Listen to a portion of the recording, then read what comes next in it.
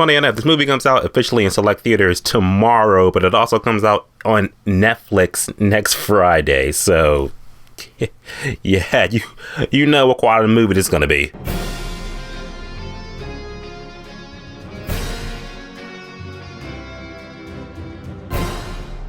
Gray Man. So The Gray Man is the newest action-adventure movie, spy movie that's coming out in select theaters tomorrow, but everywhere on Netflix next Friday. It stars Chris Evans and Ryan Gosling, directed by the Russo Brothers, who brought us Avengers Endgame, Avengers Infinity War. Yeah, all those Marvel movies that you just love, that we just like, that's our shit. Now they're done with Marvel, and they're making their own little solo movie for Netflix. Is this movie good? I want to say, God, this movie...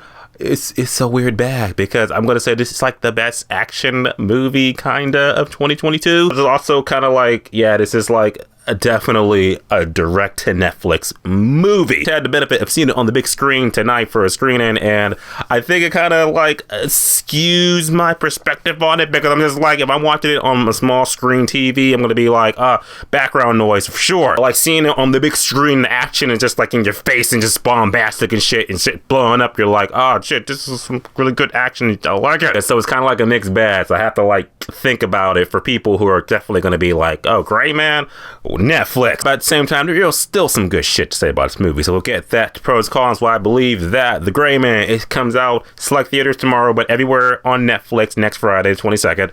So let's talk about the shit. Here we go. About acting in the movie, Ryan Gosling.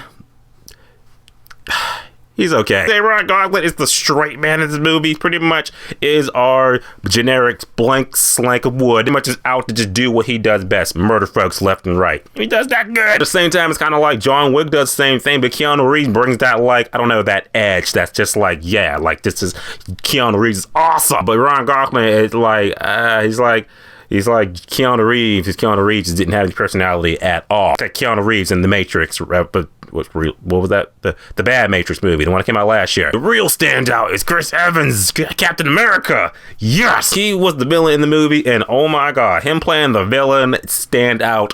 Yes, you can tell that Chris Evans is really just having fun in this role, because he's just out of his mind, kooky, crazy. He's torturing people left and right, saying shit, fuck, and all type of other bad words that Captain America would just not allow. They ain't run by Disney no more, so he can really just go batshit crazy. I loved Chris Evans as a villain in this movie. Chris Evans is going to be the person you're going to be like, yes, this is the Chris Evans show, and I love it. Overall, acting the movie, passable, was good. It was all right. Okay, plot in the movie, more or less. Okay, movie opens up, and we have, Ryan Gosling. His name is Six, and he's pretty much, CIA or some type of government organization shit. Those shadow organizations that do shady shit. Hired by some other bigger wigs to pretty much just take out this other dude who works for the company, and he gives him this little MacGuffin and shit, and now it's up to Chris Evans to pretty much kill Ryan Gosling's character to get that MacGuffin back before the government shadow organization secrets just spill over the internet and shit. You've seen it done like 1,000 movies. You've seen it done in every Mission Impossible movie.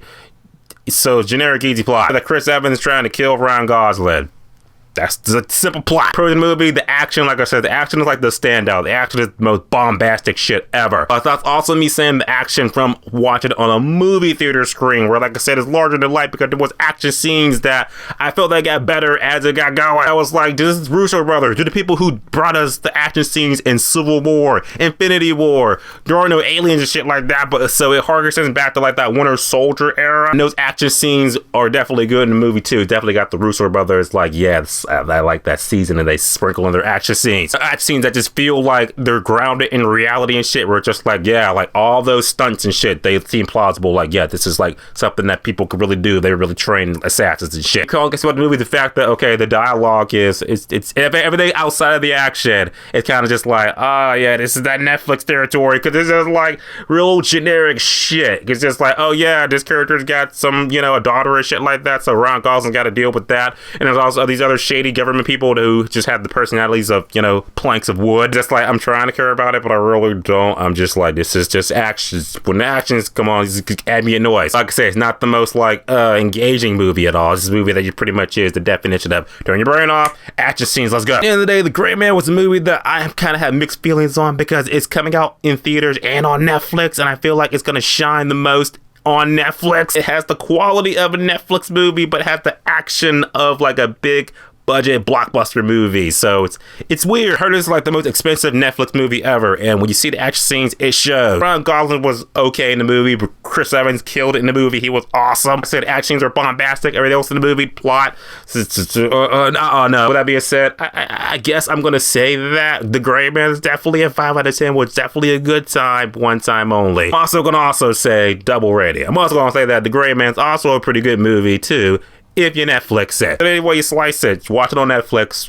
Random podcast. The Gray Man's officially in theaters tomorrow, but it's also going to be on Netflix next Friday. So you're going to see it. You're not going to see a type load. Let me to talk about it. And I'll see you guys in the next video. And as always, subscribe. Until next time.